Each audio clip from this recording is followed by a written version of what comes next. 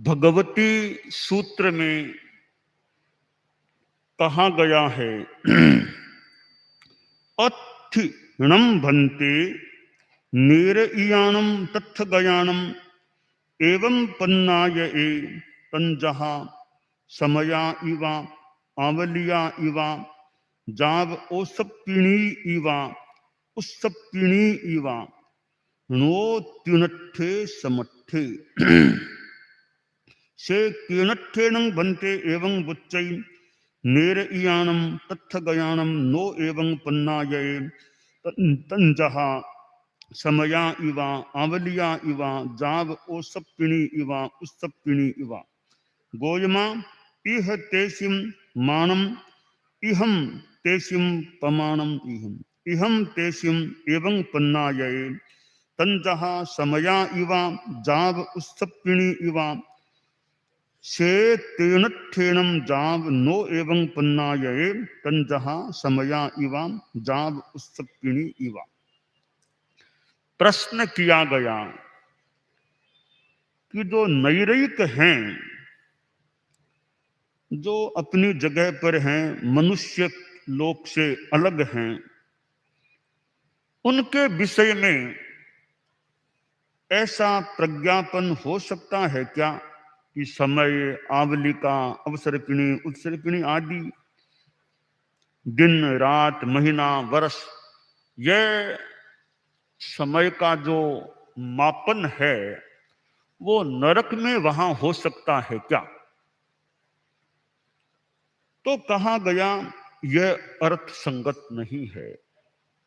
नैरिकों के ये समय, आवलिका, दिन, रात, महीना, वर्ष, ऐसी बात वहां प्रज्ञापित नहीं होती है। क्यों नहीं होती है? कि वे मनुष्य लोक से बाहर हैं, उनके वहां ऐसी व्यवस्था नहीं है, महीना, वर्ष आदि आदि, क्योंकि यह सारी व्यवस्था मनुष्य लोक की है। और मनुष्य लोक में यह व्यवस्था होती है, दिन, समय, आवलिका, दिन, रात, महीना, वर्ष, और फिर यूं करते करते अवसर्पिणी, उत्सर्पिणी आदि आदि। इसका कारण है कि हमारी सृष्टि में, विश्व में दो प्रकार के क्षेत्र हैं। एक समयक क्षेत्र और दूसरा समयातीत क्षेत्र। मनुष्य लोक है, इसमें जम्बू द्वीप, धातकी खंड, अर्ध पुष्कर द्वीप, ये 2.5 द्वीप कहलाता है। यह मनुष्य लोक है, यह समयक क्षेत्र है। नरक लोक, देवलोक और 2.5 द्वीप के बाहर के आगे के जो क्षेत्र हैं वे भी समयातीत क्षेत्र हैं। वहां समय का विभाग नहीं होता। 2.5 द्वीप के बाहर सौर मंडल गतिशील नहीं होता, वहां सूर्य गति नहीं करता, चंद्रमा गति नहीं करता। जहां सूर्य है वहां सूर्य है, जहां चंद्र है वहां चंद्र है, सब अवस्थित हैं। जैसे हमारे यहाँ सूर्य चंद्रमा का क्रम है, वैसे 2.5 द्वीप के बाहर नहीं होता। सूर्य है तो सूर्य बस स्थिर है, चंद्रमा है तो चंद्रमा है। दिन रात वाली व्यवस्था वहां यह क्रमशः परिवर्तनशील वाली व्यवस्था नहीं होती है। इसलिए इस मनुष्य लोक के बाहर जो द्वीप हैं वहां भी यह काल विभाग की दिन रात महीना वो व्यवस्था वहां चलती नहीं है, नहीं होती है। काल का विभाग यह मनुष्य के लिए है, मनुष्य लोक में है। मनुष्य ही अपने काल प्रमाण के आधार पर नरक गति, तिर्यंच और देवगति के आयुष्य आदि की काल मर्यादा का निर्धारण करता है। यानी हम जो अपने थोकड़ों में आदि में आगमों में ये पढ़ते हैं या सीखते हैं, जानते हैं कि नरक में है उनका आयुष्य न्यूनतम 10,000 वर्ष है, उत्कृष्ट 33 सागरोपम है, देवों में भी जगन्य 10,000 वर्ष है, उत्कर्षतः 33 सागर है, और त्रियंचों का किसी का इतना आयुष्य है, किसी का 22,000 वर्ष का है, किसी का 3,000 वर्ष का है। यह जो आयुष्य है वो हमने अपनी व्यवस्था के अनुसार उन पर हम आरोपित करके जानते हैं। बाकी नरकलोक में ऐसी कोई व्यवस्था नहीं है कि सन 2022 आ गया 23, वहां कोई ऐसी व्यवस्था नहीं है। वो अपने ढंग से जीने वाले हैं।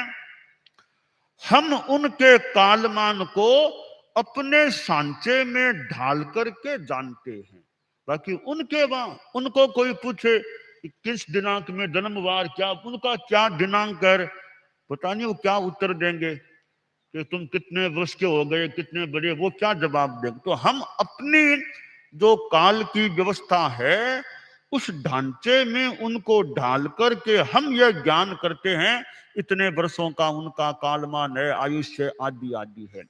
तो नरकलोक में, देवलोक में ऐसी, और मनुष्य लोक के बाहर जो क्षेत्र हैं स्त्रियक लोक में, वहां कोई ऐसी समय की व्यवस्था मापन की होती नहीं है।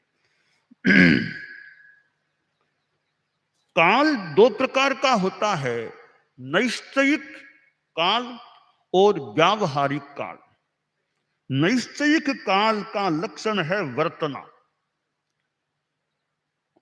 और उत्तरध यूनानी में काल का यही लक्षण दिया गया है।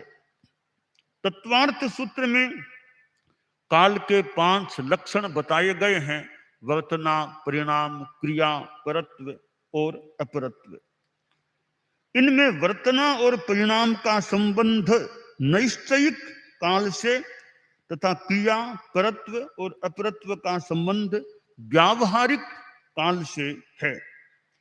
तो ये जो मनुष्य क्षेत्रवर्ती हैं, समय, आवलिका आदि, ये व्यावहारिक काल के द्वारा ही इसी हम आधार पर हमारे मनुष्य लोक में जो काल की व्यवस्था है, समय, आवलिका, मुहूर्त, दिन रात, फिर ये पक्ष है, महीना, वर्ष, अवसरपिणी, उत्सरपिणी आदि ये चीजें हैं, हम इस आधार पर यह जीवों की कर्म स्थिति, भव स्थिति, काय स्थिति आदि का परिच्छेद होता है, हम जान पाते हैं।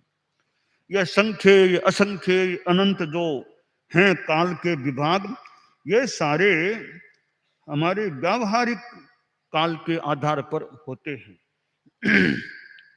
तो सारांश यह है कि नरकलोक और देवलोक में तथा मनुष्य लोक के बाहर जो क्षेत्र हैं, इनमें वो समय, आवलिका, महीना, वर्ष आदि आदि रूप काल की व्यवस्था नहीं होती है। यह हमारे यहाँ मनुष्य लोक में होती है। हम हमारे यहाँ की व्यवस्था के अनुसार उनके भी काल का मापन कर लेते हैं, उस रूप में जान लेते हैं। तो काल है, समय है, समय तो बीतता है।